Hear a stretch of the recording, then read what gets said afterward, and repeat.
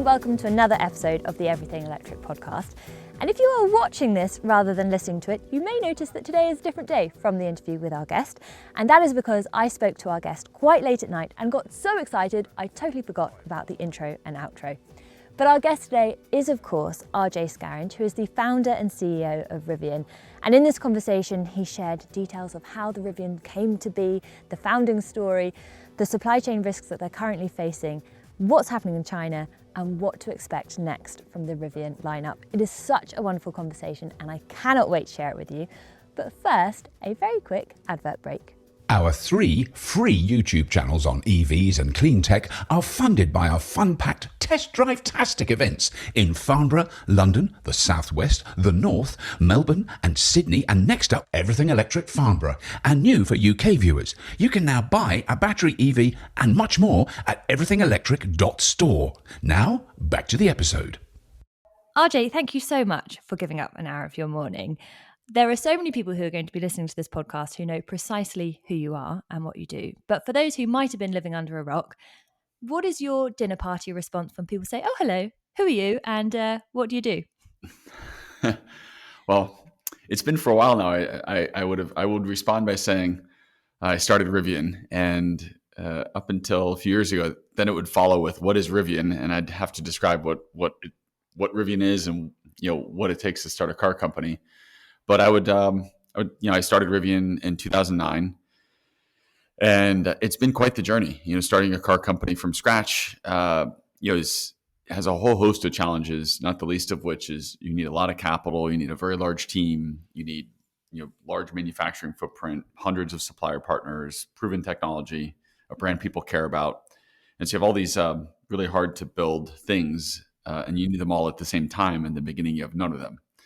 And so it's been quite the journey for me. We're now getting ready to launch our next generation of product, which we call R2, and it's a smaller form factor, much lower price vehicle than our flagship product R1. And I couldn't be more excited about it. It takes all the learnings of what we've done to date and puts it into a package where the price points meaningfully lower. The cost is less than half of what it takes us to build an R1. I've been driving it. I did school drop off the other day with an R2, and it was like heaven. The kids were so excited. So, I think anyone inside the business that's working on R2 or exposed to it just can't wait for people to experience it.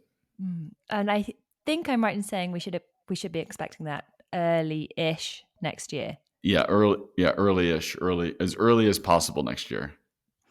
And just also to bring everyone up to speed, the current products that you have on the road are the R1T and the R1S. Yep.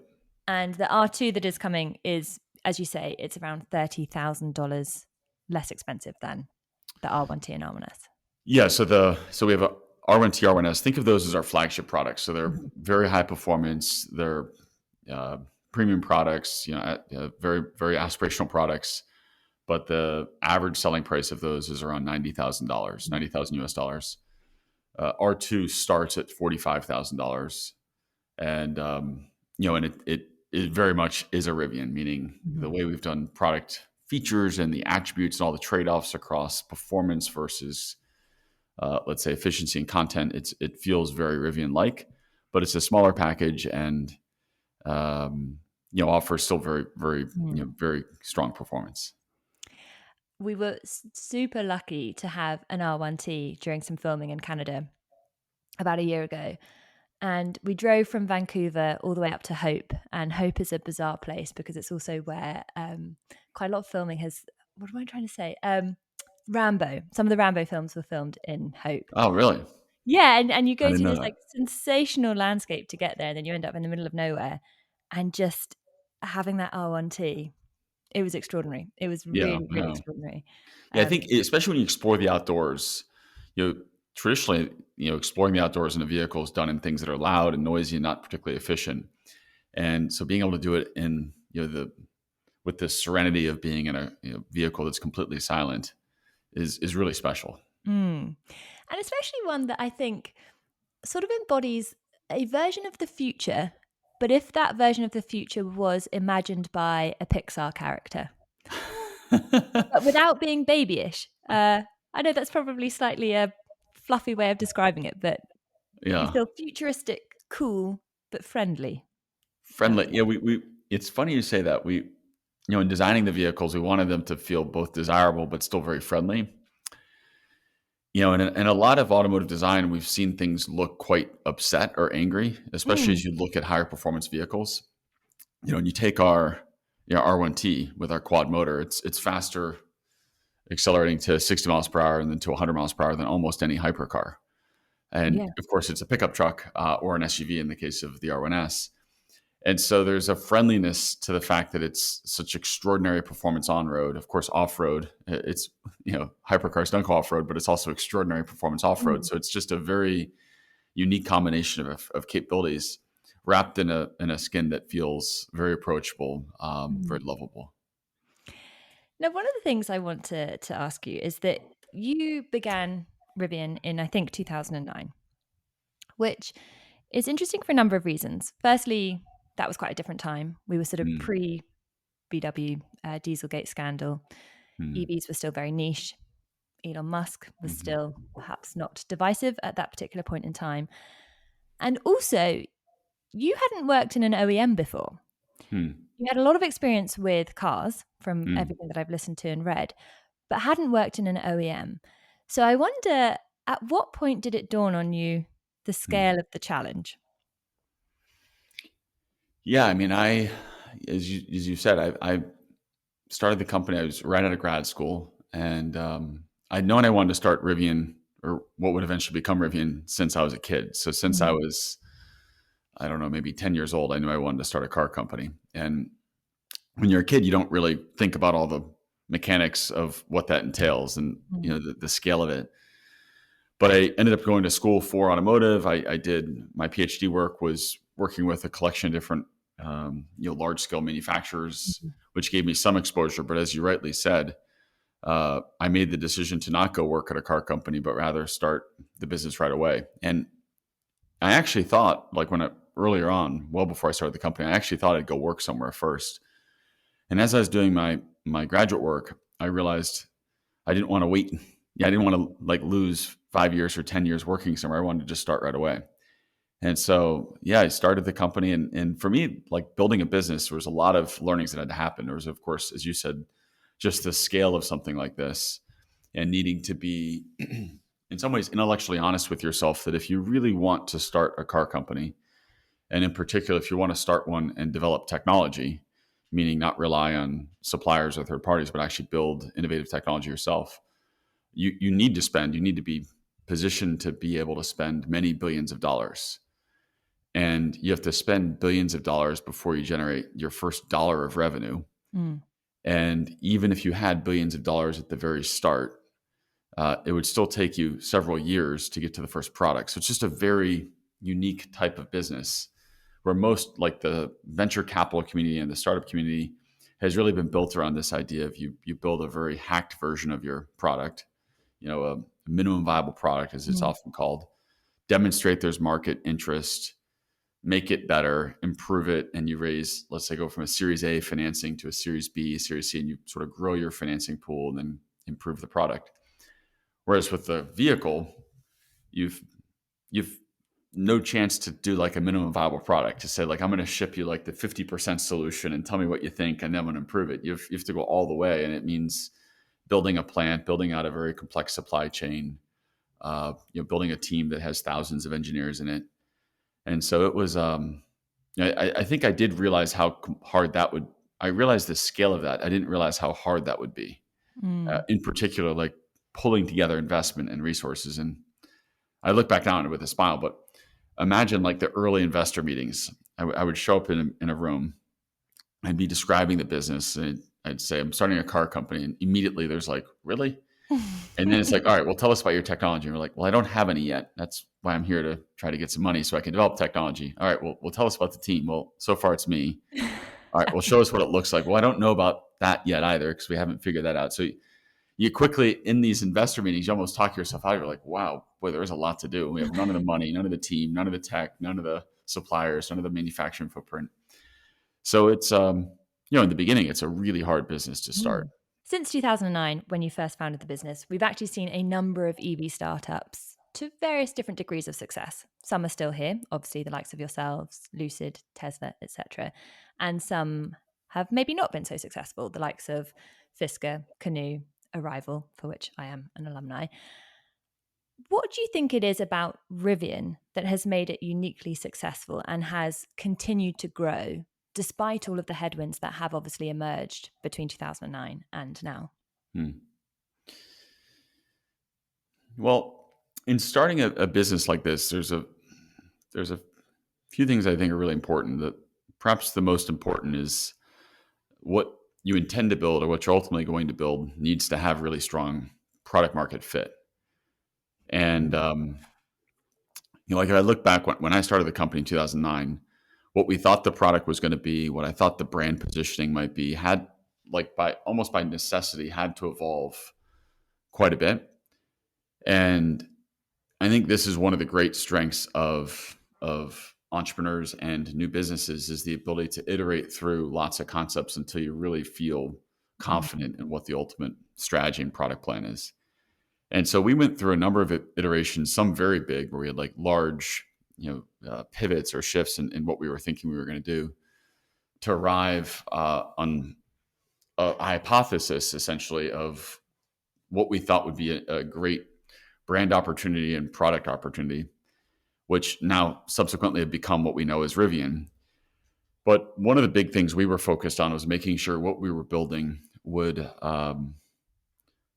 occupy an entirely new space, would illuminate a new perspective on electric vehicles, and would create interest in ways that others hadn't. Meaning, I think often in starting a business, if you look for who's been successful elsewhere and you try to replicate that, you end up building something that looks like somebody else's business.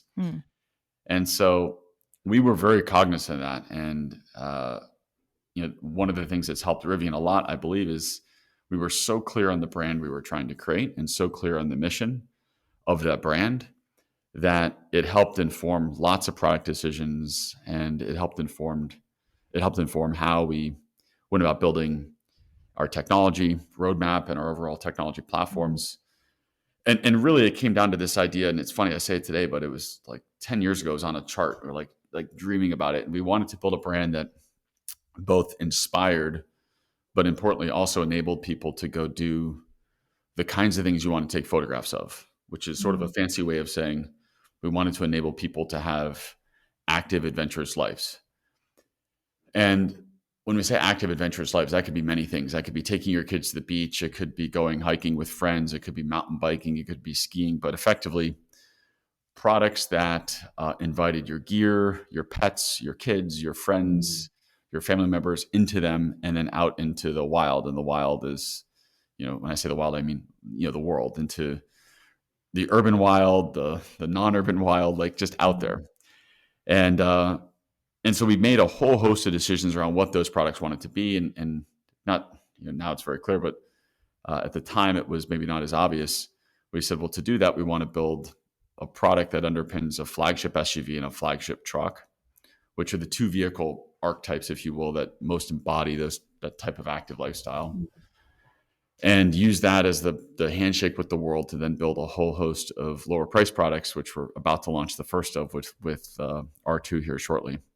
So I think that was one big element, is we were really clear on what we were doing and wanted to make sure, we were building something that didn't yet exist in the world. And sitting here today, it seems it was easy to forget, but in like early 2010s, like call it 2011, 2012, when I said the idea of electric and off-road, people would say, like, that just can't happen. What if it hits a big bump? Or what if the vehicle goes through water? Like, there were lots of incorrect assumptions around limitations of an electric vehicle to operate in harsh environments, or environments that had any degree of difficulty in terms of terrain, as I said, water. So just big misconceptions we had to work past. But that was one. The other thing that I do think is really important is, to start a car company, you have to, I think the people that start car companies have some degree of hyper optimism, because the likelihood of success, especially if you start without money, without a team, without tech, without manufacturing, without suppliers, is just like so low. So you need to be very, very optimistic, but you also have to simultaneously be very realistic. And those are Mm. two things that don't often go together. And so I think we have a very high degree of optimism, but we're still very realistic, meaning we weren't kidding ourselves by saying, oh, you can do this for $500 million. You need to raise a lot more money than that. Mhm. We weren't kidding ourselves and saying we could develop and launch a whole new product in a year. We knew the product development cycles and test cycles, especially starting from scratch with a team of one, myself, would take time. So there was a degree of realism that was married with this really high degree of optimism that I think helped avoid a lot of the mistakes we've seen others make, where they Mhm. like wildly underestimate the task.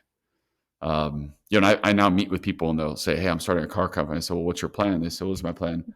I think I can do it for about $10 million. And I think, well, sure, good luck, but you clearly don't understand the scale of the Yeah. problem or scale of the task. That's about half the tooling cost on a front fascia. So you can have a half of a fascia, but you won't have the rest of the car. And so I think that realism that we had was really Mm. helpful.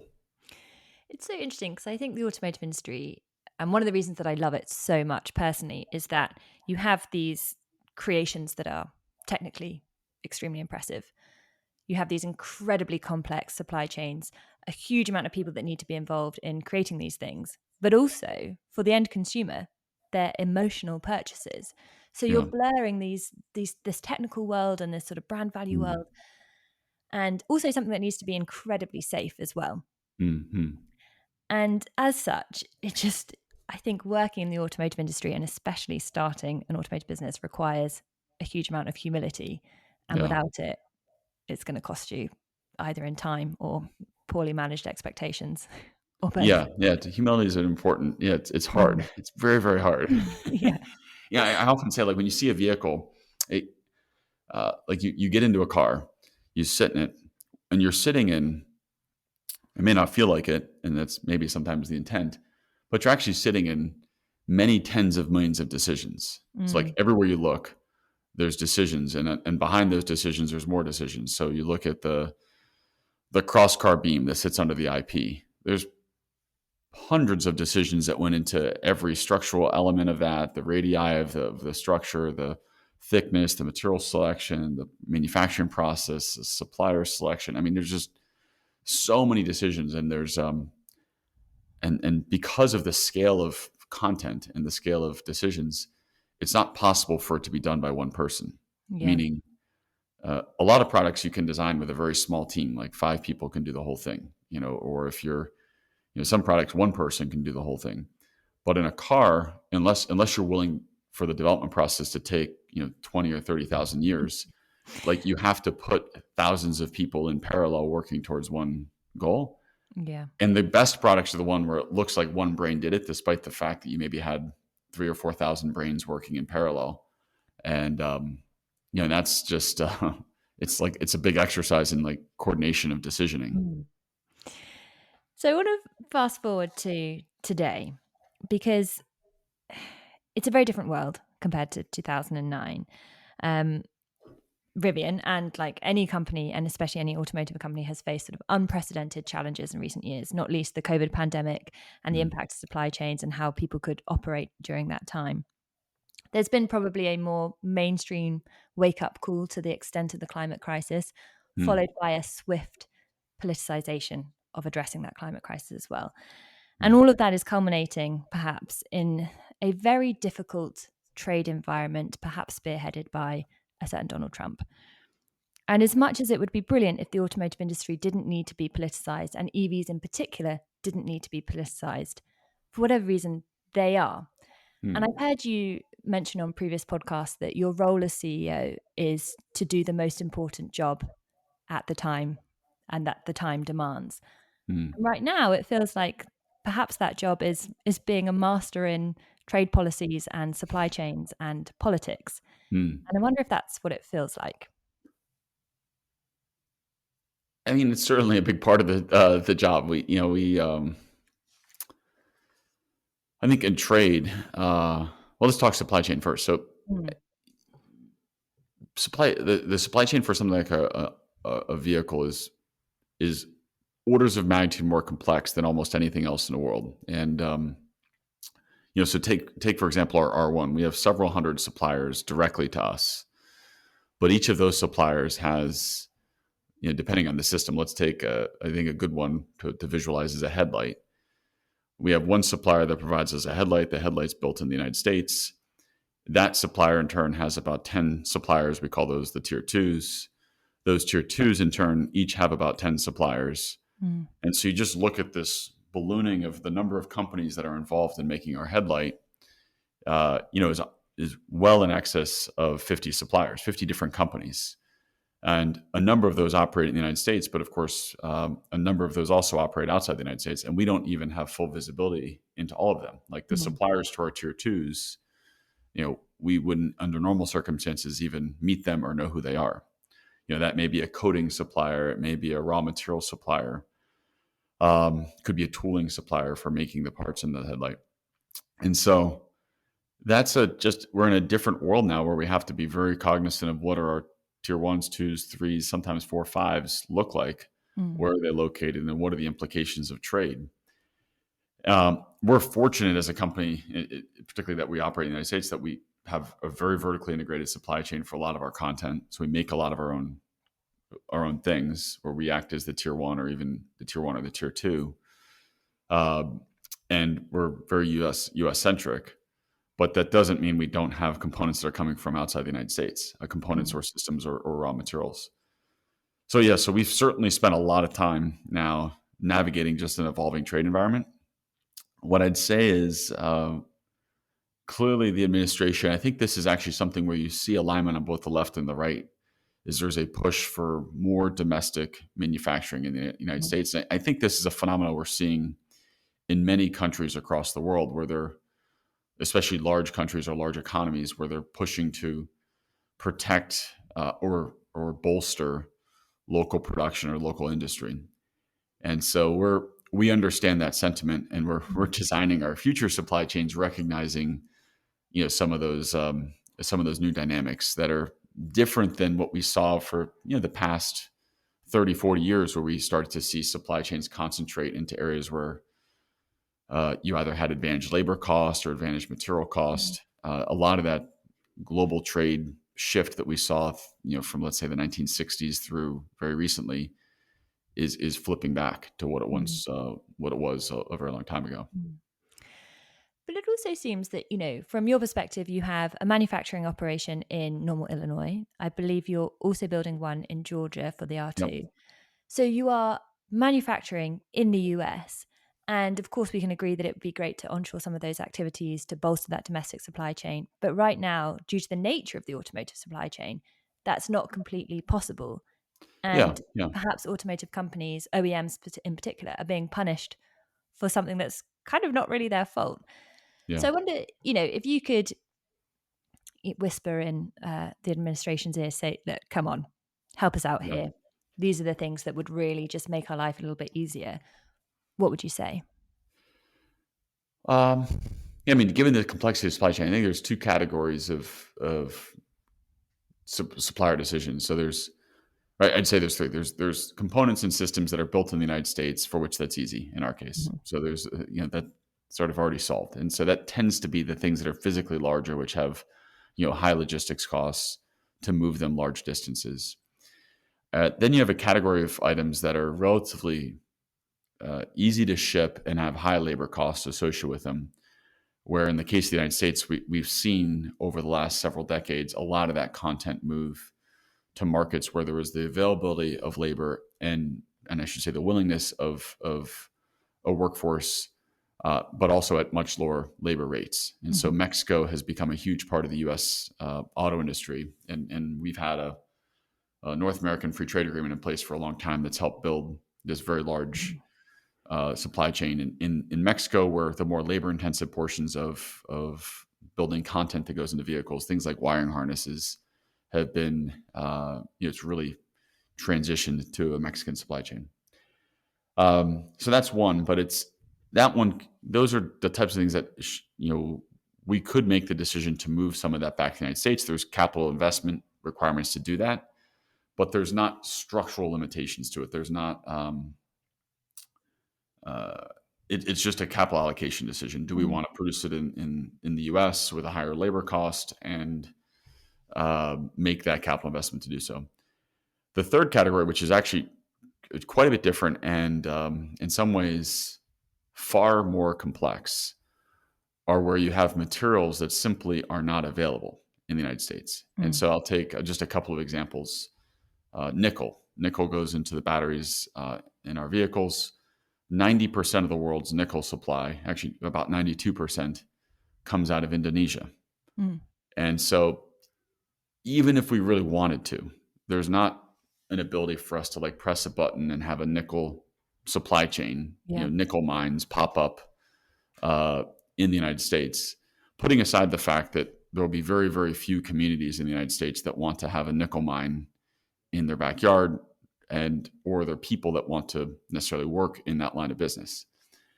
And so we have like those types of limitations. And then there's even more extreme examples where I use nickel. I said 92% is coming out of Indonesia.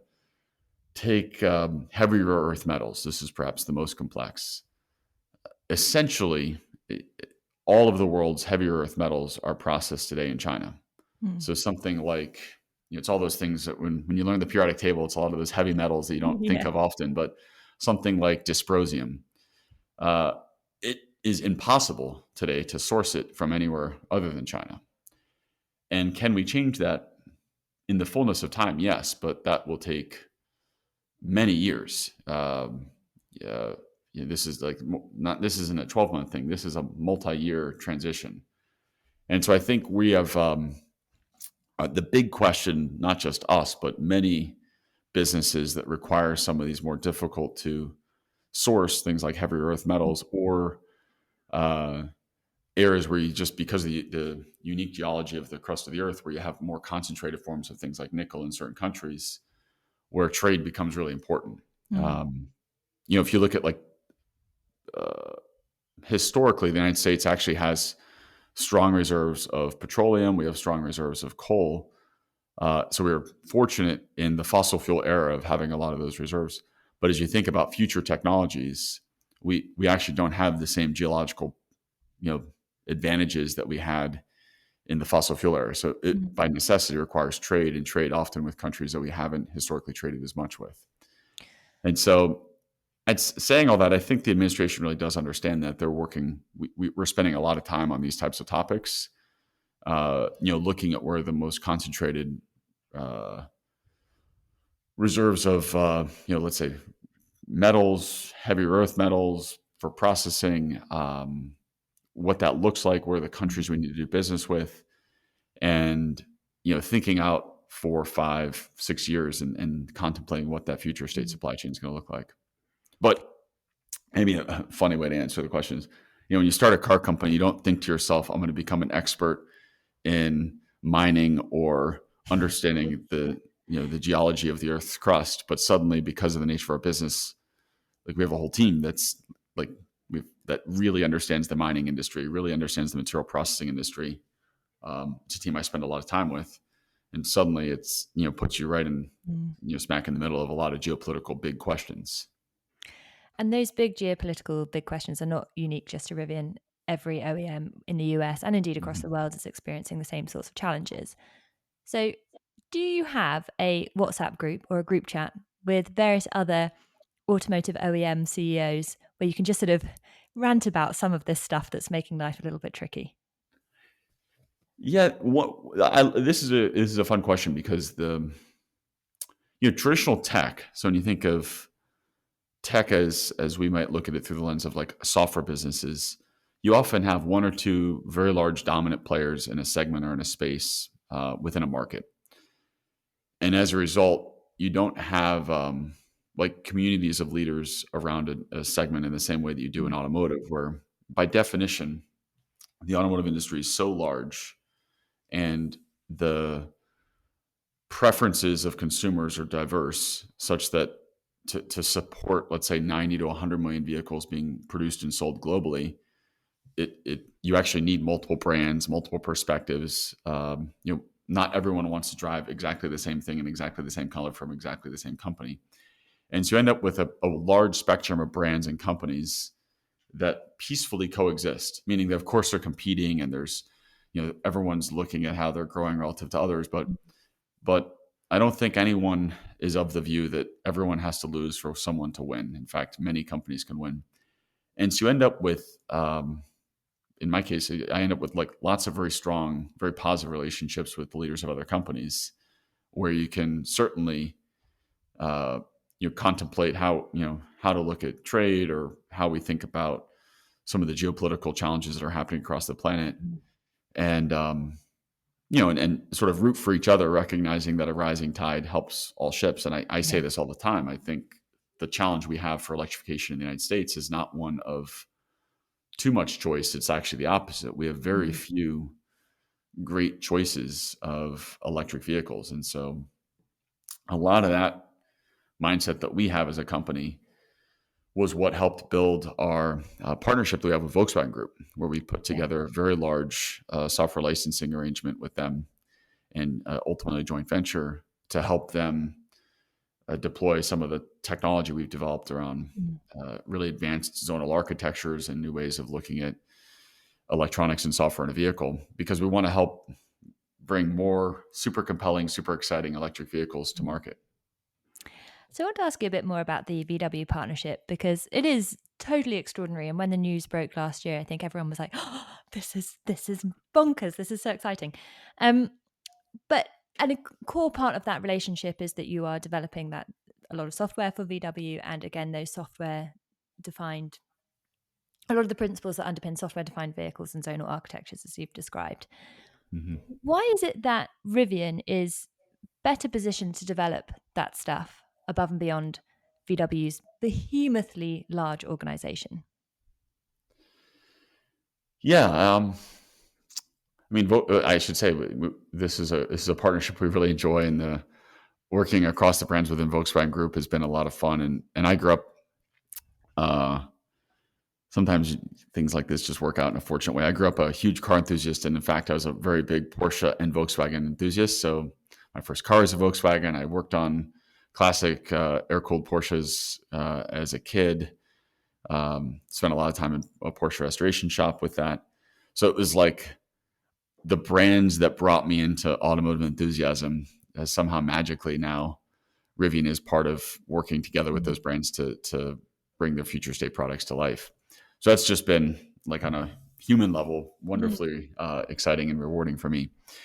But I think one of the unique things about the auto industry is when you look at the role of electronics and software, that wasn't there in the beginning of the auto industry. So for businesses that have been around, prior to the 1960s, they built deep domain expertise in building bodies, designing and building engines, and it's like ironic, but the first piece of electronics that made their way into vehicles was actually in conjunction with the fuel injection system. So like cars were completely analog prior to the 1960s, and the first computer in a car was actually to control fuel injectors. And we all remember this. In fact, some vehicles even branded it where they'd put EFI on the side of the car, which is electronic fuel injection, which seems sort of strangely humorous now to think that was a something to call out. But the beginnings of those electronic systems started with a controller for the electronic fuel injection system.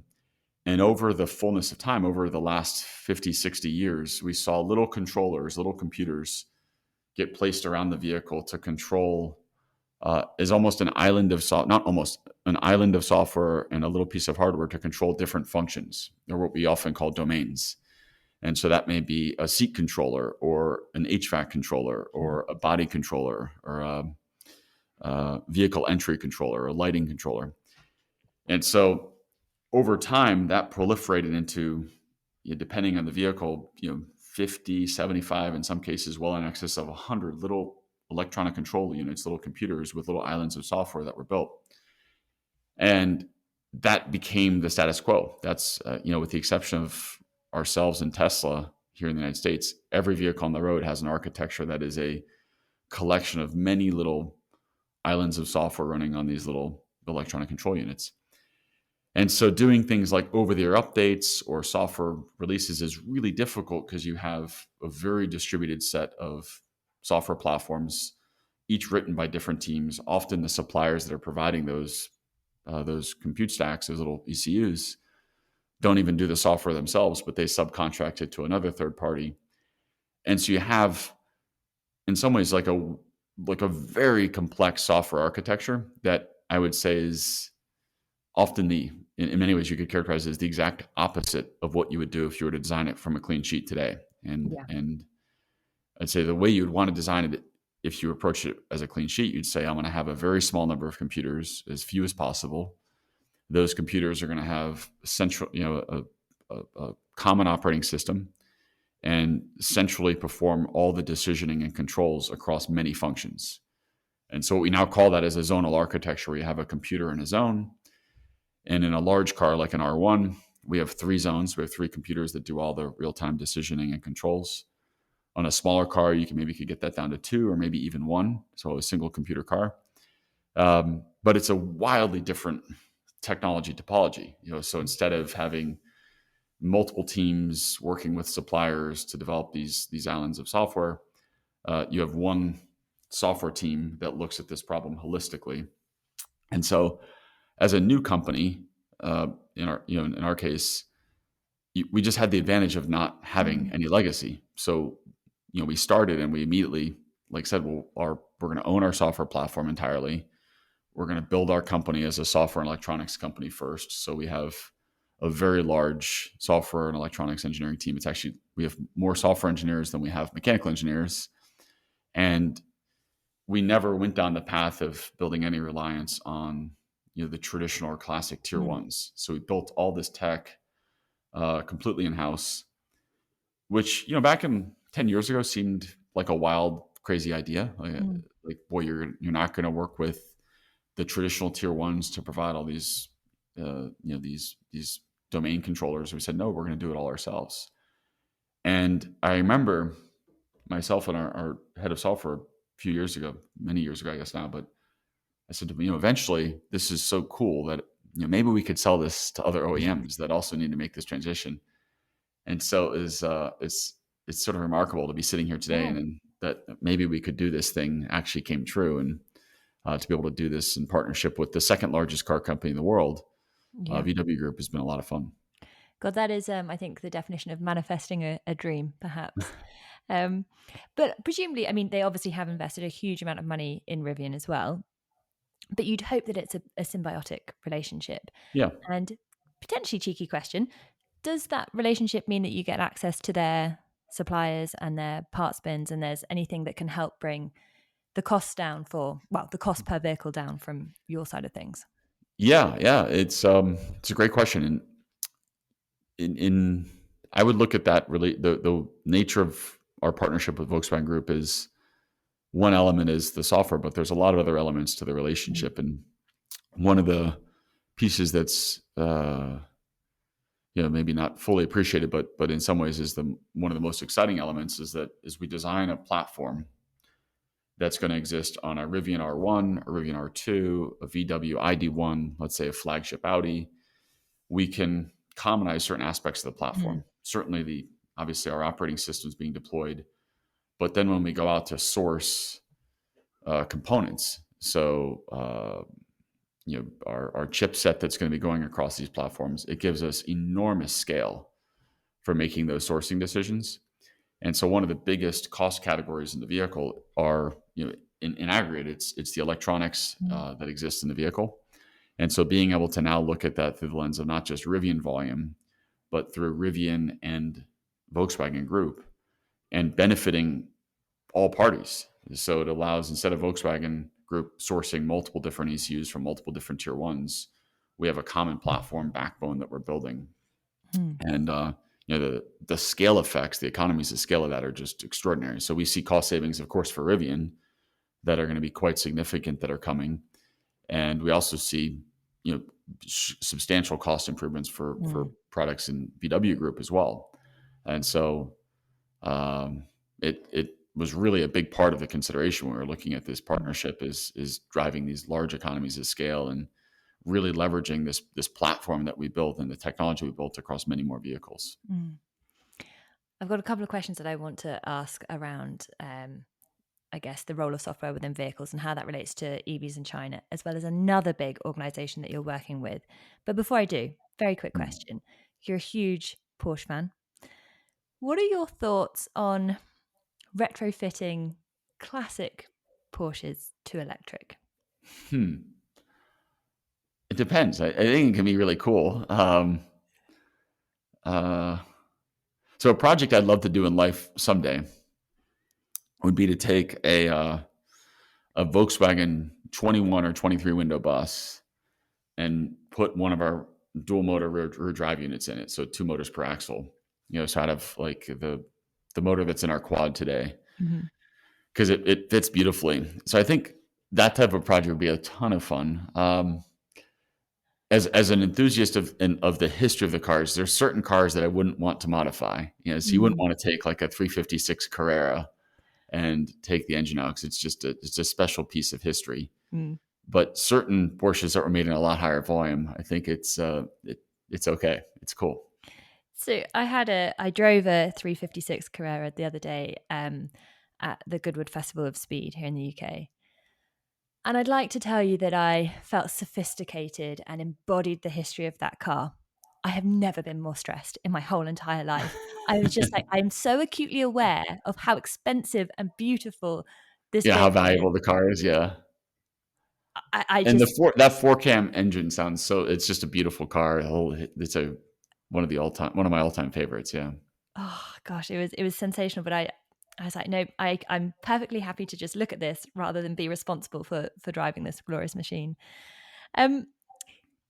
No, I think the VW and Rivian relationship is so interesting because it is marrying a legacy OEM and ensuring that legacy OEM can journey into the future, because it is leveraging your software expertise that you've been able to craft because of that clean sheet of paper approach. Lots of OEMs across the world are looking to what's happening in China, where the vehicles are much more software defined by their nature. And I know that you have benchmarked a Xiaomi SU7. And I wanted to get your sense of A, what did you think of it? And B, what were the things that you were like, Rivian's doing okay. We do not need to be worried about XYZ just yet.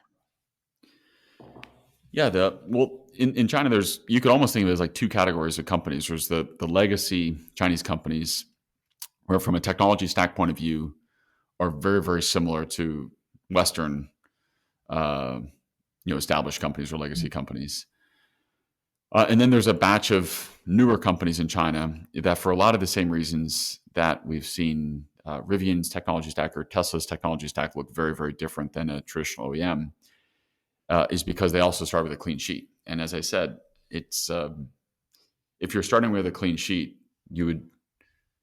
it'd be very hard to imagine, if you're taking a true first principles approach, a true engineering centric approach, it'd be hard to conceive of why you'd end up with anything that looks remotely like the traditional electronics and network architecture you see in vehicles today. As I said, you'd want to centralize compute, you'd want to own the hardware, so you'd want to own the design of all those computers, and then you'd want to build your own flexible operating system that can run across the whole vehicle. And so when we look at China, I think we often conflate a couple of different things. So there's separate the 2 big categories of discussion. One is the technology capabilities of those vehicles, and then the other is the cost structure. And first, I'll talk to the technology. On the technology side, I think Xiaomi that you referenced, it's an impressive vehicle. I think the way that they've architected it has a lot of similarities to some of the things that we've done. I think the feature set, the fit and finish of the vehicle, just the overall completeness of it is really impressive. And putting aside, I think a helpful thing is putting aside like thinking about brand or market. Just if you were a customer and you had that available as a choice, would you buy it? It's very compelling. And so if you imagine living in China and cross-shopping that with other products, you can see why it's done so well. So on the technology side, I think that's actually the part that should be getting the most attention, because on the cost side, it's a bit of a difficult thing to look at, because we often are looking at sort of comparing apples and oranges. We've taken lots of cars apart. Every car manufacturer does. There's not something magical when you take it apart that's allowing these really impressive cost structures. There's no secret magic thing that you're like, oh, aha, they did this. But rather it's the compounding benefits of a lower cost of capital. So the cost to build a plant in China is much, much lower. And in some cases, it's free because the local government will support the build out of that factory. And that happens across the entirety of the supply chain. So you have a whole supply chain that has a much lower cost of capital. You then have a much lower labor cost in country, both on a per hour basis. And then you also have a workforce that works more hours per week. So their effective costs in terms of overhead comes down. And then you have material costs that are fundamentally lower for a lot of the same reasons: lower capex and lower variable cost. And so, if you look at that on a single component, you may see a 30 or 40% reduction in cost relative to something built outside of China. But when you stack that up across the thousands of parts that go into a vehicle, and you compound that across the layers of supply chain, you just end up with a remarkably competitive cost structure. Now, the reason I described it as such, if you were to take that vehicle design as it is and move it to another country, let's say produce that car in the United States or produce that car in Europe, all those cost benefits I just talked about, low cost of capital, lower construction costs, lower labor costs, lower raw material costs, they disappear. And so the cost structure it's not something you can carry to another country. Now the technology you can. And so what I think is so interesting is the cost piece that can be addressed. It's inconceivable, I would say, let me put it like this. It's inconceivable that Western markets would not allow their domestic manufacturers to produce in China, but simultaneously allow freely those Chinese companies to produce in China and sell. One of two things is going to happen. Either they allow everybody to produce in China, in which case manufacturing would likely shift out of those Western countries towards China, or they would level the playing field by saying there's either a large tariff or you have to produce it locally to get around the tariff. But I can't imagine a country that would say we want to require our local our domestic companies to produce here, but everyone, a Chinese company can produce in China and ship here without tariffs. Yeah. I think more likely is they'll say Chinese companies can come here and produce in our country without tariffs, or they can ship from China, but there'll be a tariff to make up for the fact that all these contributing cost elements are very, very different.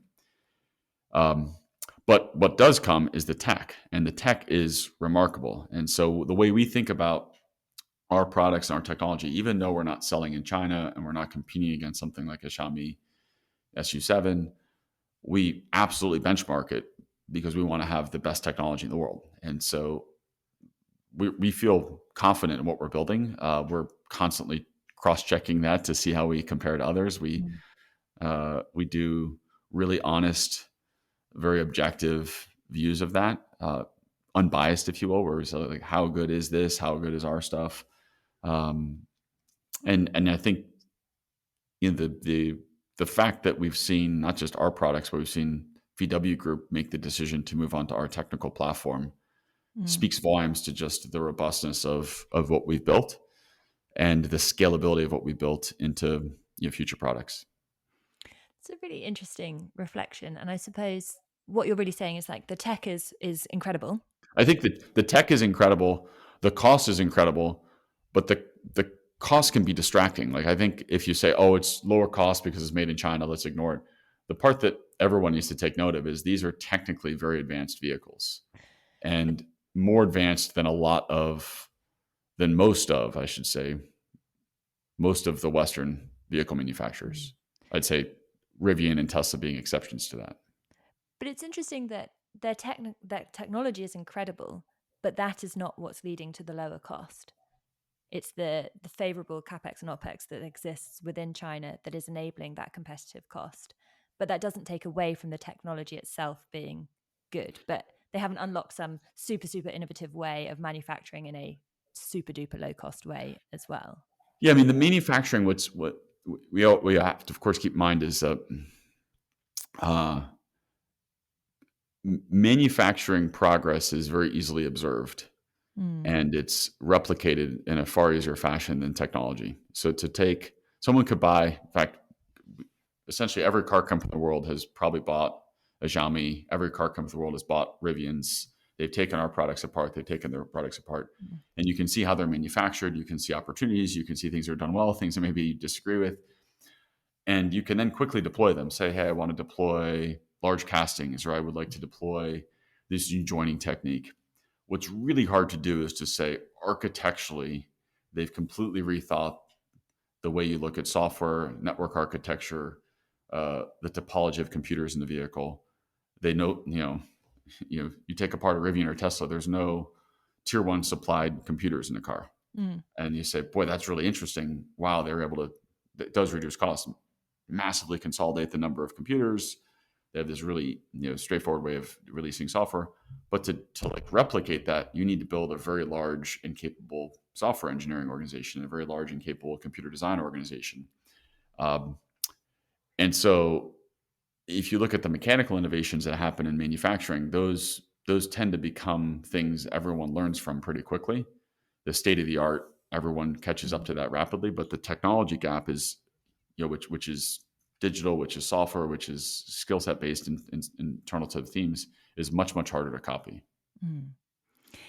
I know that we're coming towards the end of this. I'm going to turn our attention to a couple of slightly shorter questions. So, number one, very important question. You've been working with Amazon with the vans and specifically with Jeff Bezos. Were you invited to the wedding? Everybody likes to talk about that.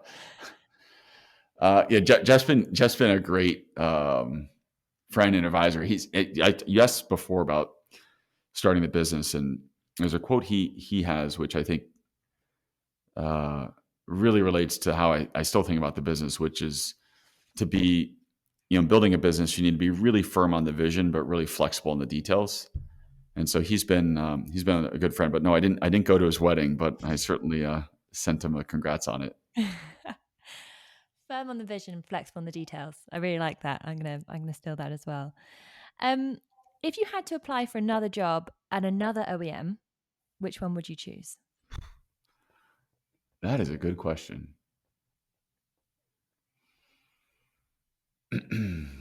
Well, the company that I always, if it had to be another OEM and another job, that before I started Rivian, I always, when I was growing up, dreamed of working at Porsche. So I'd probably apply for a job at Porsche. I wonder if they'd make you go through the normal application process, or they might sort of make a few allowances. Yeah, a test engineer at Porsche would be a lot of fun. How would your management team describe you?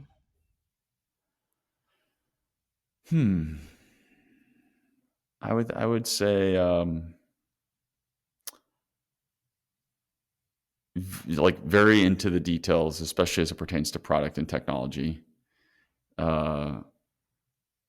Optimistic, but high, like high standards for the team. And probably some version of like constantly pushing harder on timing and speed. Can we go faster? So it seems to me that you are incredibly passionate about the environment. And in fact, I think you had a year where you lived completely carbon neutrally or carbon free. I tried to. It's sort of impossible in modern society, but yeah. But a valiant attempt. And I also get the impression that a huge part of your motivation is your children. So I wonder what you would say to anyone who is starting to dial back their electrification ambitions and their EV targets, et cetera, et cetera. What's the sentence that you would say to those OEMs?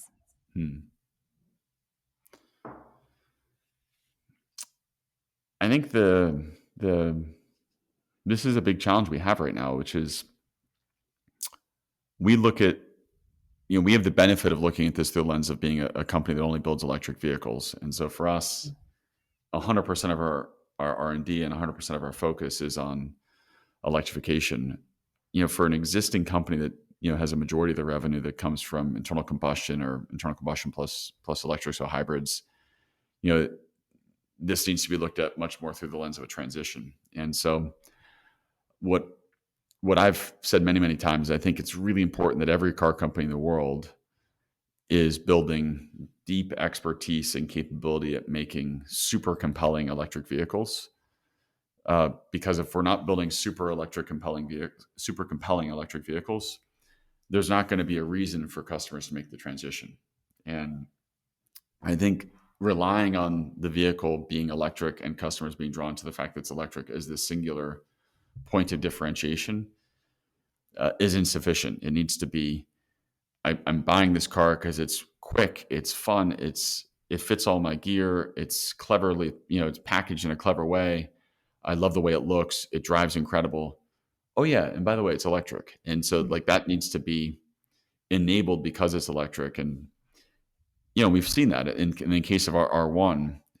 We have the best-selling premium SUV, electric or non-electric, just the best-selling premium SUV in the state of California and the state of Washington. And that it's outselling any other premium SUV, gas or electric. And so that's awesome. Like we're like have so many first-time electric vehicle customers are coming in and they're drawn in because of what it can do on road and off road, or because of the way it looks, or because of its packaging. And so I'm really excited about R2 doing that as well. We've seen Tesla do that with Model Y really successfully, where it's a really compelling product and they've pulled lots of non-EV customers in. So we need lots of products like those. And I think every manufacturer recognizing they have a transition, recognizing that transition is not easy. I just hope they all continue to focus on building that core competency. And last question. If you could be granted one wish by the power of the podcast, something that would just make your life just that little bit easier, and this can be a personal wish or a professional wish, what would you ask for? Oh boy.